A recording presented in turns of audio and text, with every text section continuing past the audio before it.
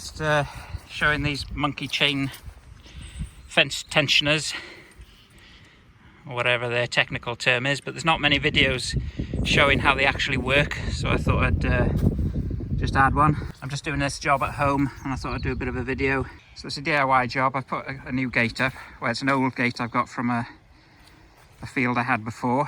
So I've put some steel posts in, so I could do that myself without a tractor to knock them in.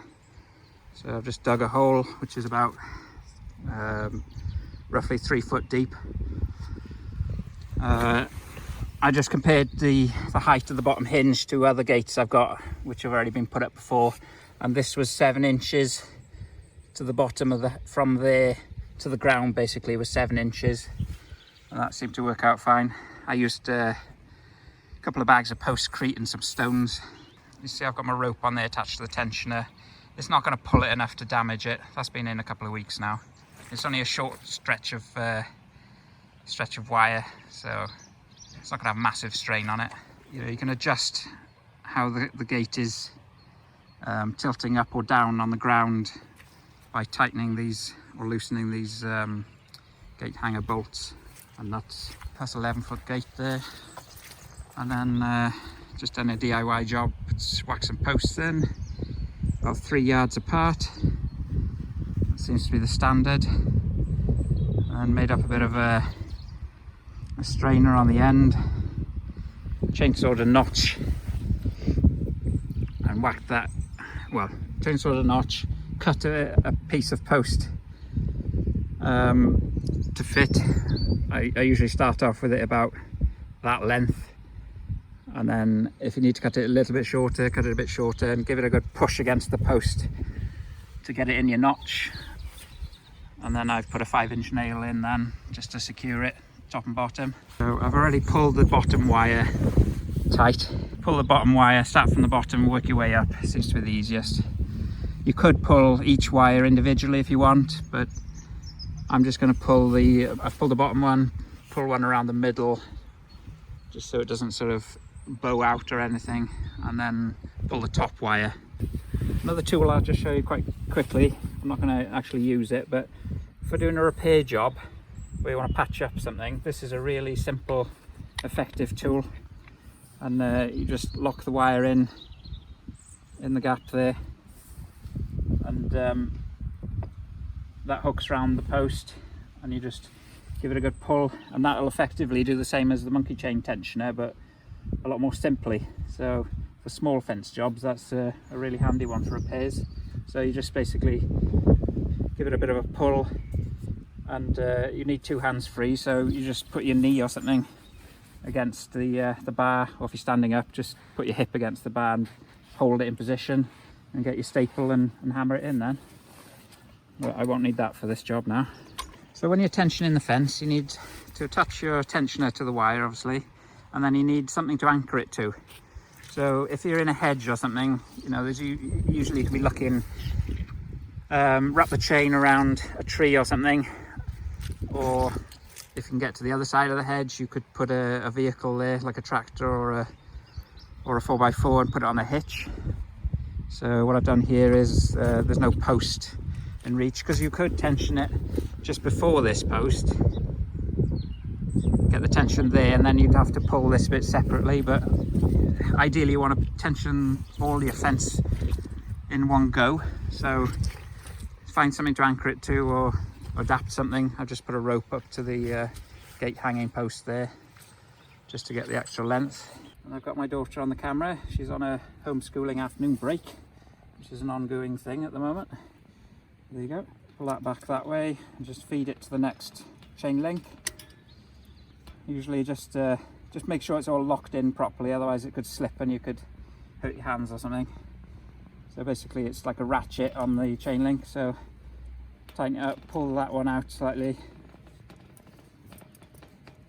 lock this one into the next chain link. You could probably do it without getting your hands in there and everything. You don't want to get your hands trapped in between the chain and the hooks. I'm comfortable not wearing gloves doing it, but you may want to wear gloves to protect your hands as well. I personally find it a bit fiddly sometimes wearing gloves, so I'm just making sure that each chain link gets locked in properly. Okay, so let's do it without. Yeah, it doesn't want to come out really by itself, so just take the tension up and pull the hook out, and then pull it again. Yeah, it's locked in there now.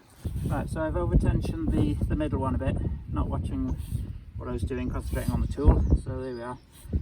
So to release this now, I need to let the tension back at least one pull of the tool. Right, so I've got this one off. That had hooked in a bit too tight there, so I'll release that back.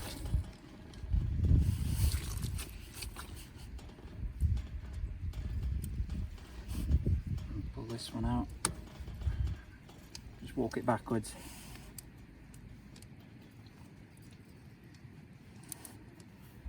Right, I'll just have another look at the wire.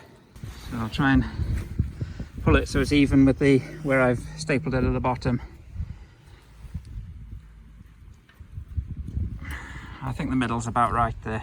Right, so the bottom half of the fence is fairly tight, and I had a staple in here earlier just because I'm by myself, just to hold the wire up in place.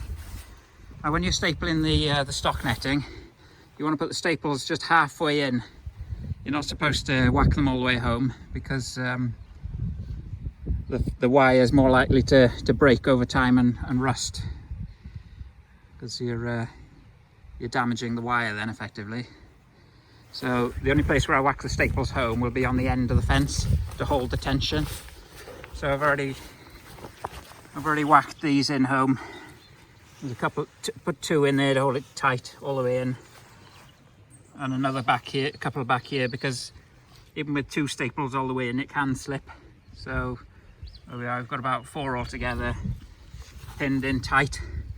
And then afterwards, so what I'll do is I'll cut the fence here somewhere and fold it back and staple those bits that are folded back in as well.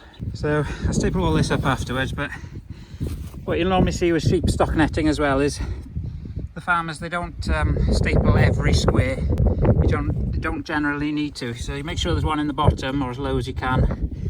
So one there, and maybe they'd normally miss a couple, one there, so 4 or 5 staples, and then one on the barbed wire on top. And as I said, all of those halfway in then, apart from where you pull in the wire tight.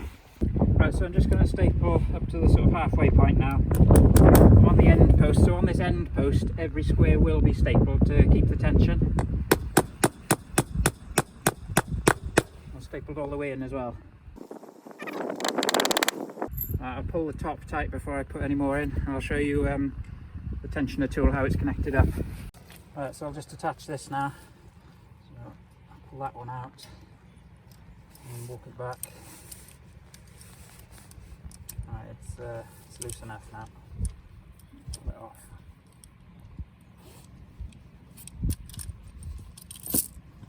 This was an eBay job, about £50. Sometimes when you see with the wires pinched in there, the harder you pull this, the tighter this jaw gets. So sometimes it can be a bit fiddly to release it, so if you just get a hammer and tap it, it just opens up the jaw again then, and then it's off. Just readjust my anchor point, which is as simple as it can be here, with one hand anyway. Just slide that up for the top wire to be pulled. I don't want to over tighten that. I can't see it moving my hanging post, but I'll be a bit careful. So you can see on this end of the tool, we've got another jaw like on the other one, so that you can pull on another end of fence wire. So you attach that to a fence up there or something, or if you want to connect 2 bits of wire together, then you use that then. But that's not being used at the moment. Right, so I'll just make sure the jaw's open. Put the wire in. Assist that out to lock it in there. Falls out now and again, but there you go, that's the nature of fiddly jobs. Give that a pull, there it should be locked in now. I've worked with a couple of fences in the past before, but I can't remember everything. So I'll just take up the slack of the chain. I'll try and get one of the links in. There we are.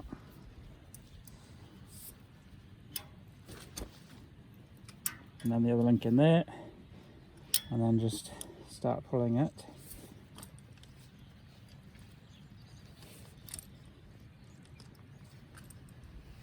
Taking more of the slack. I'll just give it a bit of a push to lock it in as I go.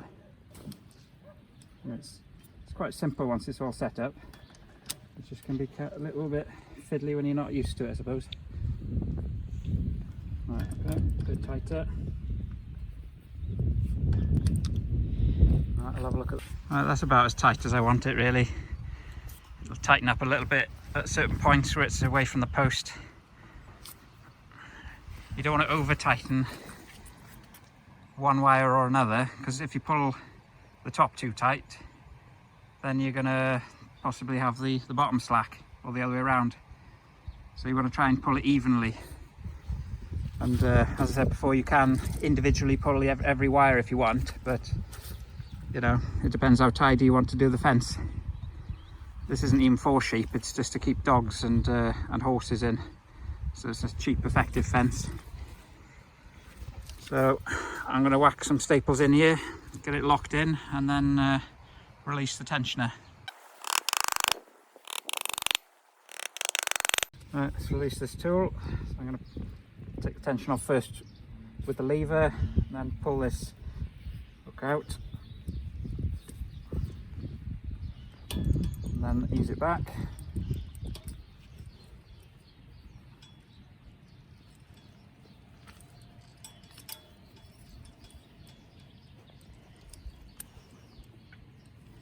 The main thing to remember is when it's under tension, make sure you've got hold of it. Don't just let go of the thing suddenly. That's slack now, but when the tool's under tension, you don't want anything slipping and catching your hands. With this particular tool I've got, it's a fairly standard design. But with this one, it does seem to lock in. I need a tap to release it. I don't know if that's the case with the genuine tool, but it works well once you get the hang of it. So that's that stock netting pulled. I've got to put the barbed wire on next, and then put all the staples in the stock netting, and then I'll be about done. And my hanging post hasn't moved, solid as a rock. Didn't think that would be going anywhere. I wouldn't like to pull anything too tight on it. It's obviously not the best, but for the tension I wanted on that short stretch of wire, that was fine. If I wanted to pull it any more, I'd park the tractor here and anchor it to that, or whack a temporary post in and then pull that out afterwards. One other detail you might have spotted with this fence, this isn't textbook, with the strut I've got on the end post. Normally you would cut this post off, but if I'm doing a job at home, I tend to just leave the post as an extra post. I mean, why not? Because I suppose normally you want every single post evenly spaced out about 3 yards, but I don't tend to cut that post off. I'll just leave it and go 3 yards from that. I wasn't really sure what to do with this end piece where there's a gap between the post and the gate post, so I've just wrapped the wire around the post and tied that together. I think that'll work fine. It's clear of the post anyway. That would be irritating if it was catching on the gate, but we're all clear there, so that's good. One option would have been to concrete in a wooden post when I did this post, but then I suppose that would rot over time unless it was creosoted. I have seen that being done. Put a creosoted rail or post in next to that one, and then you can work from that. I've just kept that separate anyway, because I know that's a galvanised steel post concreted in, and that's not going to rot or anything. It'll outlast me. And then typically your normal fence posts, they last sort of 10 to 15 years, and they start to rot and you need to replace those. So that's why I wanted that separate anyway. I guess another option would be you could rail off the gap. If you had 2 posts there, you could put rails across and overhang this piece. But I think that'll work fine. Thinking about it, possibly railing off would be better. I'm rambling on a bit, but one other thing I'm considering is when I come, if I ever replace this fence, whether this will rub the galv off the post and make it rust a bit, but you know, they're pretty solid posts. You could always spray it or something. Something I'll keep an eye on, I suppose. Got a length of barbed wire off ready. Wear my gloves for this because it's nasty stuff, barbed wire. And always hold both ends of the, well, the reel's got that end, but hold the other end because it's very springy stuff and it could easily spring up and take your eye out when you cut it. Alright, let's connect this up.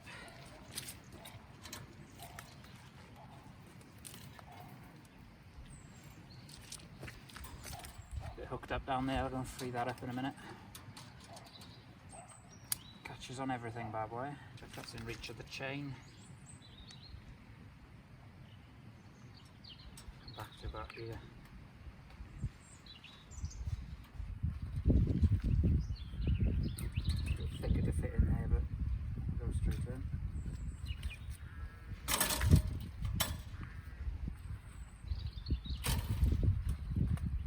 Just want to lock that in properly before I connect it. Now.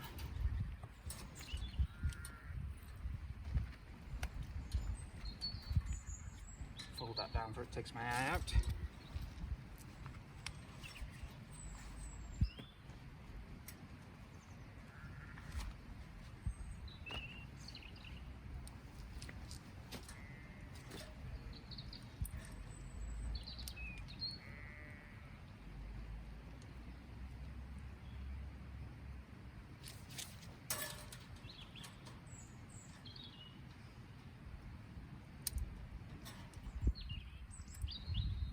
Quite a bit of slack to take up.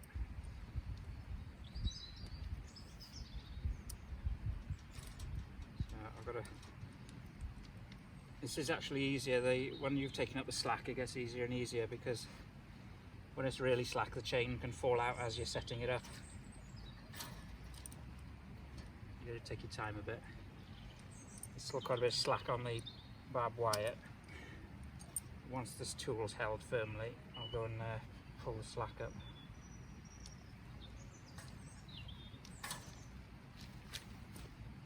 Right. I'll just go and pick the wire up, it's hanging a bit. Right, I've just put a bit of old carpet against that post just so it doesn't scrape off all the galv off the post.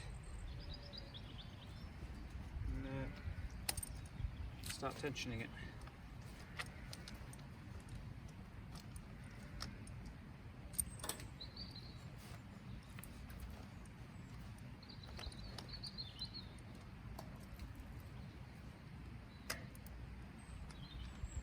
One more pull maybe.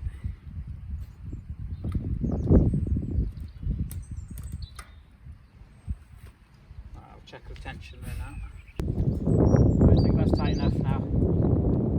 If you pull it too tight, what's going to happen straight away is you're going to slacken the fence off. It's not, you're going to slacken the stock netting off if you pull the wire too tight. So before I release the barbed wire off the tensioning tool, I've got to staple it and get it held on the end post and then put all the staples all the way along then. So we'll start with this one. Pull it up.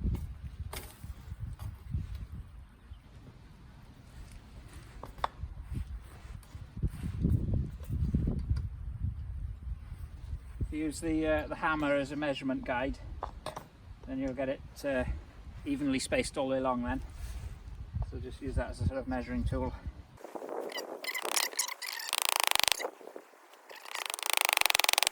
Let's put 3 in.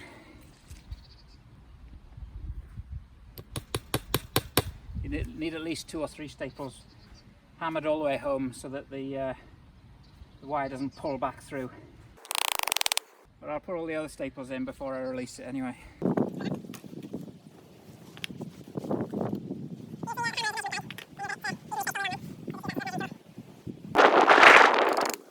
Right, let's release the tension.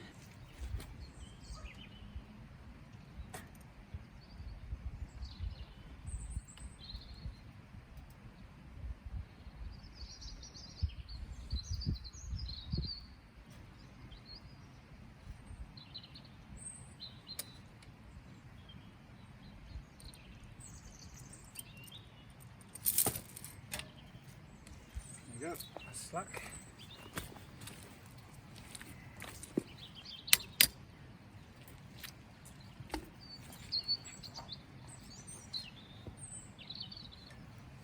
I did held it. It didn't move, so all good.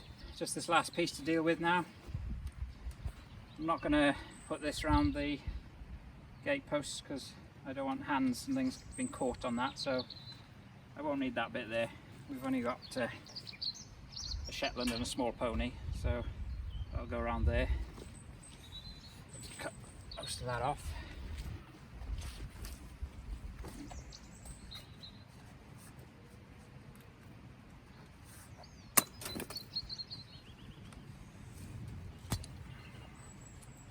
Wrap it around the post and do something with it to tidy it up. Just wrap it over itself.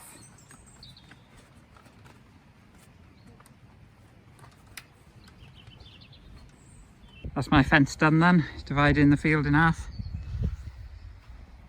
Did that top bit back in the summer and then hung the gate a couple of weeks ago, and then just done this bit here today then. I got one post down there just slightly out of line, must have hit a rock or something, but there you go. I did run, I pulled a piece of barb out from one end to the other to put the posts in line, but as happens occasionally, that one's not quite gone in perfectly, but there you go. So yeah, it's what I'll call an experienced amateur job, but I'm happy with the gate hanging. I'll give myself full marks for that. Because these posts went in perfectly with me. Here's the spirit level, got them spot on, so I'm happy with that. A reused gate, but new gate posts concreted in. I'm happy with how that turned out, because it's on a slight slope. I was wondering if I'd end up with a big gap under one end or something. Okay, thanks for watching.